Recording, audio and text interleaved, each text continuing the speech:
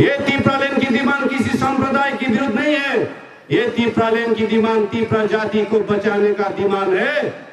जो कोई भी तिप्रालेन के विरोध करता है उसके मन में खोट है, इसलिए वो तिप्रालेन के विरोध करता है। भारत सरकार को मैं धन्यवाद देना चाहूंगा इस मंच से।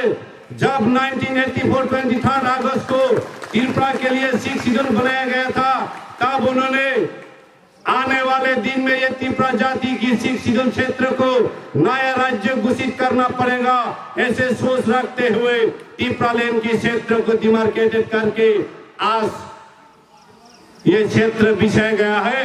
इसी क्षेत्र को लेकर ही हम संविधान के तहत नया राज्य गठित करने की मांग कर रहा है भारत सरकार से, लेकिन किसी की विरुद्ध नहीं कर रहा है।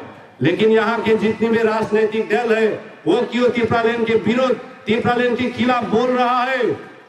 क्या तिप्रा जाति के प्रति उन लोगों का कोई भी प्यार नहीं है?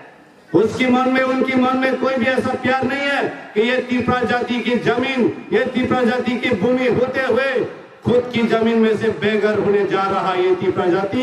इनको बचाना चाहिए हम सबको मिलकर। ऐसी बात कब बोलेंगे ये राजनीतिक दल? इसलिए हम निवेदन करता है इन सभी राजनीतिक दलों को कि आओ तिप्रा जाति को बचाने के लिए, तिप्रालेन गठित करने के लिए